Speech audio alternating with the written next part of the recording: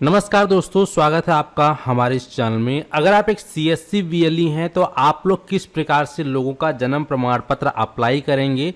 भारत में किसी भी राज्य के व्यक्ति का जन्म प्रमाण पत्र आप भी अप्लाई कर सकते हैं अपने सीएससी सेंटर के माध्यम से।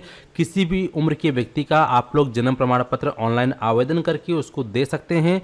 क्या प्रोसीजर है, किस प्रकार से आपको किसी भी व्यक्ति का जन्म प्रमाण पत्र यानी कि बर्थ सर्टिफिकेट अप्लाई करना है, आज की इस वीडियो में आपको हम पूरा प्रोसेस बताएंगे। अगर आप एक सीएससी वीएलई हैं, कॉमन सर्विस सेंटर संचालक हैं, या फिर आप लोग कोई अन्य जो है सर्विसेज लेकर काम करते हैं और ऑनलाइन की सर्विसेज में वर्किंग है, तो ऐसे में आपके पास रोजाना ऐसे बहुत सारे कस्टमर जरूर आते होंगे जिनको कि जन्म प्रमाण पत्र की आवश्यकता होती है, उनका जन्म प्रमाण पत्र नहीं बना होता है।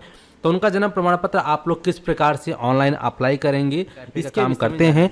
और आपके पास ऐसे कस्टमर आते हैं जिनका कि जन्म प्रमाण पत्र यानी कि बर्थ सर्टिफिकेट नहीं बना हुआ है, तो उनका जन्म प्रमाण पत्र यानी कि बर्थ सर्टिफिकेट किस प्रकार से अप्लाई करेंगे। तो इसके लिए आप सभी को अपने कंप्यूटर में गूगल को ओपन करना है, सर्च कर लेना है dc.crsorgi.gov.in और आपको इसकी ऑफिशियल साइट पर चले आना है। या गवर्नमेंट का ऑफिशियल साइट है तो आपको घबराने की आवश्यकता नहीं है, बस आपको लिंक का यहाँ पर ध्यान रखना है, ये लिंक यहाँ पर रहेगा, ठीक है। अब यहाँ पे आप कौन कौन से स्टेट के लोगों का जो है जन्म प्रमाण पत्र अप्लाई कर सकते हैं, तो यहाँ पर आप जो है इन स्टेट के जन्म प्रमाण पत्र अप्लाई कर सकते हैं। आप यहाँ पर देख सकते हैं पूरी स्टेट का नाम आपको यहाँ से देखने को मिल जाएगा, ठीक है। ये स्टेट आप चेक कर पाएंगे। तो यहाँ पे अब आपको जन्म प्रमाण पत्र अप्लाई करने के लिए सबसे पहले तो लॉगिन वाले बटन पे क्लिक करना है। यहाँ आपको जनरल पब्लिक पे क्लिक कर देना है। इस पे क्लिक करने के बाद यहाँ आपको जनरल पब्लिक लॉगिन का एक ऑप्शन आता है। तो यहाँ पे सबसे पहले आपको साइन अप करना होगा। अगर आपका आईडी इसमें नहीं बना है तो आप साइन अप पे क्लिक करके यहाँ पे अपना नाम डालेंगे और यहाँ पर जो है आपका जो भी डेट ऑफ बर्थ है, जेंडर है, वो चूज़ करेंगे। फिर नेक्स्ट स्टेप आता है जहाँ पे आपको अपना मोबाइल नंबर, ईमेल आईडी, आधार नंबर, एड्रेस, ये सब वेरिफिकेशन करना होगा।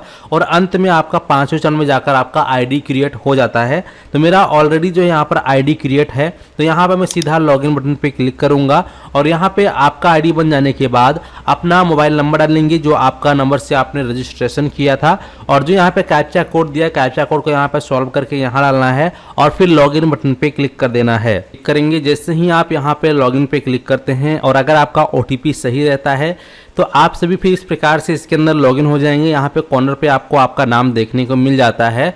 अब यहाँ पे जिसका भी आपको जन्म प्रमाण पत्र अप्लाई करना है, जन्म प्रमाण पत्र बनाना है, तो यहाँ पर आपको बर्थ का एक ऑप्शन दिखाई देता है। बर्थ वाले ऑप्शन पे क्लिक करना है और यहाँ आपको इस प्रकार से कई सारे ऑप्शन देखने को मिल जाएगा। तो यहाँ पे आपको फर्स्ट पर ही ऑप्शन देखने को मिल जाएगा रिपोर्ट बर्थ। आप रिपोर्ट बर्थ पे एक बार क्लिक कर देंगे। जैसे ही आप इस पर क्लिक करेंगे तो आप सभी के सामने जन्म प्रमाण पत्र हेतु आवेदन करने के लिए रजिस्ट्रेशन पेज ओपन हो जाएगा। इस प्रकार से बर्थ रजिस्ट्रेशन पेज ओपन हो चुका है। तो यहाँ पर सबसे पहले आप अपने स्टेट का चयन करेंगे। आपका इनमें से जो भी स्टेट है अपने स्टेट का चयन कर लेना है। और इसके बाद यहाँ पर जो है प्राथमिक भाषा हिंदी और इंग्लिश पहले से सेलेक्ट रहेगा, तो इसको आप रहने दीजिएगा। और इसके बाद फिर यहाँ पर बच्चे की सूचना, तो यहाँ पर जो है बच्चे का जो जन्म तिथि है, डेट ऑफ बर्थ है जिसका आप बना रहे हैं, उसका आपको डेट ऑफ बर्थ यहाँ पर डाल देना है। ध्यान रहे डेट ऑफ बर्थ आपको सही सही फिलअप कर लेना है। तो यहाँ पे मैंने चलिए डेट ऑफ बर्थ को फिल कर देता हूँ। और इसके बाद फिर यहाँ पे आपको डेट ऑफ बर्थ को दोबारा कंफर्म करना होगा। तो यहाँ पे डेट ऑफ बर्थ हमने दोबारा से कंफर्म कर लिया है। इसके बाद अगर बच्चे का जन्म का समय आपको पता है तो आप यहाँ पे लिख सकते हैं, और अगर जन्म का समय नहीं पता है तो आप इसको छोड़ सकते हैं, कोई प्रॉब्लम नहीं है, ठीक है। इसके बाद यहाँ पर उसका जेंडर क्या है बच्चे का, तो जैसे अगर लड़की है तो महिला करेंगे, लड़का है तो पुरुष करेंगे, वो अपने हिसाब से आप सेलेक्ट कर लेना। और इसके बाद यहाँ पर अगर उसका आधार कार्ड बना हुआ है तो आप चूज़ करेंगे। हालांकि अभी उम्र काफ़ी कम है तो इसका आधार कार्ड तो बना नहीं होगा, तो इसको आपको कुछ सेलेक्ट नहीं करना है। इसके बाद बच्चे का अगर आपने नाम रख दिया है तो बच्चे का नाम आप यहाँ पे डाल देंगे। अगर बच्चे का नाम आपने अभी तक नहीं रखा है तो आप इस पर टिक करेंगे, लेकिन कोशिश करें कि बच्चे का नाम आप रख ही लें, उसके बाद ही अप्लाई करें, नहीं तो बाद में बहुत दिक्कत होगा, आधार कार्ड बनने में प्रॉब्लम आ जाएगी, ठीक है। तो इसका आपको ध्यान रखना है। तो यहाँ पर जो भी बच्चे का नाम रखा गया है तो उस बच्चे का नाम आप यहाँ पे इस प्रकार से लिख लेंगे। चलिए हम बच्चे का नाम यहाँ पर टाइप कर देते हैं और इसके बाद इस प्रकार से जो भी उसका नाम होगा ऑटोमेटिक यहाँ पर आ जाएगा।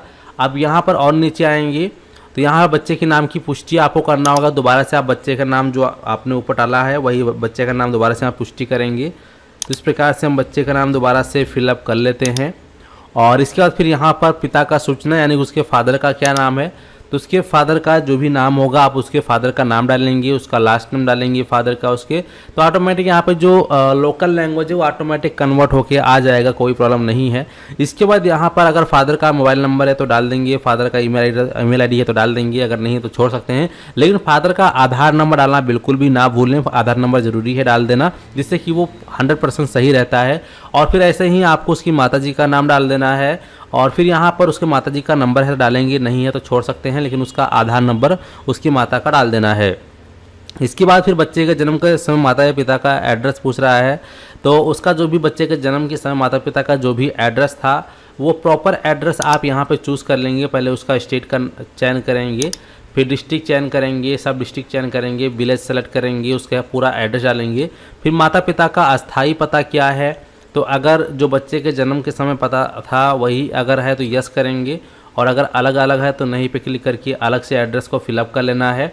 और इसके बाद जैसे ही आप यहाँ पे डालते हैं उसका डिटेल, तो यहाँ पर आपको रजिस्ट्रेशन यूनिट देखने को मिल जाएगा, तो वो आपको सिलेक्ट करना होगा।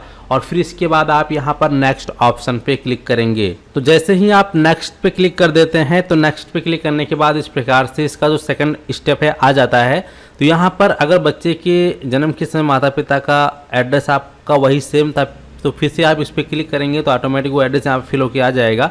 फिर फादर का सूचना देना होगा, तो पिता का क्या धर्म है वो धर्म आप सेलेक्ट कर लेंगे, उसकी शैक्षणिक योग्यता कितनी है, कितना पढ़ा लिखा है वो आप चूज़ कर लेंगे, उसका व्यवसाय क्या है वो आप चूज़ कर लेंगे, माता क्या है उसका धर्म चूज़ करेंगे, माता की पढ़ाई लिखाई कितनी है वो भी आप यहाँ से चूज़ कर सकते हैं। इस प्रकार से उसका व्यवसाय क्या है, तो अगर वो काम नहीं करती हैं या फिर घरेलू सहायक हैं तो आप उस हिसाब से यहाँ पर सेलेक्ट कर लेंगे, ठीक है।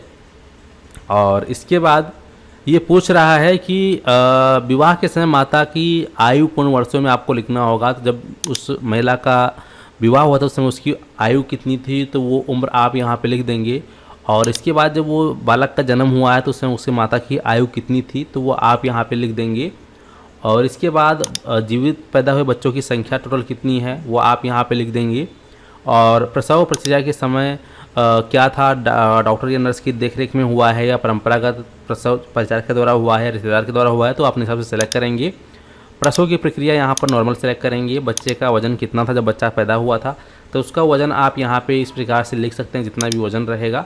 और यहाँ पर जो है हफ्तों में आपको उसकी गर्भावस्था की अवधि को लिखना होगा, तो वो हफ्तों की जो है गिनती लिख लेनी है। इसके बाद नीचे आएंगे, हालांकि अब यहाँ पे देखेंगे हमसे कोई भी डॉक्यूमेंट्स नहीं मांगा जाएगा। यहाँ पे डॉक्यूमेंट टाइप में सिर्फ जो है हमें वोटर आईडी कार्ड या गवर्नमेंट आईडी कार्ड या फिर एड्रेस से संबंधित कोई डॉक्यूमेंट देना होगा, ठीक है। और मुझे यहाँ से एक्स्ट्रा कोई भी डॉक्यूमेंट नहीं मांगा जा रहा है।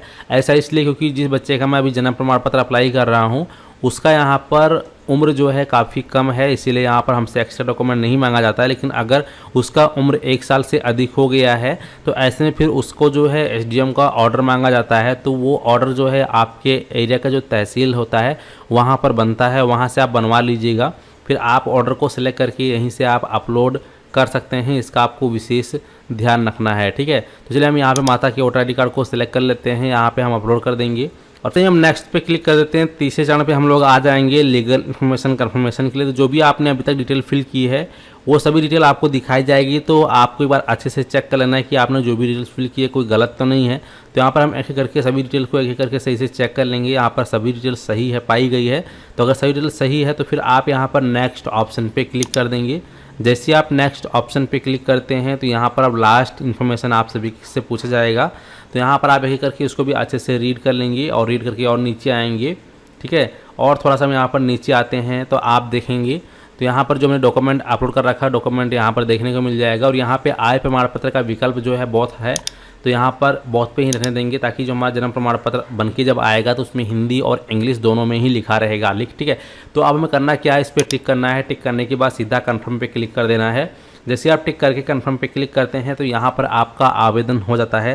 हालांकि यहाँ पर हमसे कोई पेमेंट नहीं ले जाएगा क्योंकि जिसका भी हमने अप्लाई किया है उसका 21 दिन से कम उम्र है। लेकिन अगर ज़्यादा उम्र होता है तो ऐसे में फिर जो लेट फीस है वो आपको देना होगा। तो उसके लिए आपको यहाँ पर QR कोड वगैरह दिया जाएगा जहाँ पे पेमेंट आप लोग कर सकते हैं। और पेमेंट करने के बाद आपका यहाँ पर प्रॉपर तरीके से अप्लाई हो जाता है। अब हमें इसका स्टेटस कैसे चेक करना है आइए जान लेते हैं। होम बटन पे क्लिक करके वापस से इस पेज पे चले आना है। इसके बाद आपने अभी तक जितने भी जन्म प्रमाण पत्र अप्लाई किए होंगे तो यहाँ पर आपको सेल्फ रिपोर्ट एप्लीकेशन का एक ऑप्शन दिखाई देगा, इस पर आप क्लिक करोगे तो इस पर क्लिक करने के बाद इस प्रकार से जो एप्लीकेशन रेफरेंस नंबर है वो आपको देखने को मिल जाता है। देन यहाँ पर टाइप ऑफ इवेंट देखने को मिल जाएगा और यहाँ पर कितनी देर को हमने सबमिट किया हुई देखने को मिल जाएगा। और यहाँ पर जैसे ही आपका बर्थ जो है अप्रूव होता है तो एक्शन के ठीक नीचे डाउनलोडिंग का ऑप्शन दिख जाएगा, आप यहीं से बर्थ डाउनलोड कर सकते हैं। और अगर आपको इसकी हार्ड कॉपी चाहिए तो हार्ड कॉपी आपने जो रजिस्ट्रेशन यूनिट इकाई को सिलेक्ट किया था वहीं से जाकर आपको इसकी हार्ड कॉपी मिल जाएगी। तो इस प्रकार से आप लोग जो है जन्म प्रमाण पत्र ऑनलाइन बनाकर कस्टमर को प्रोवाइड कर सकते हैं।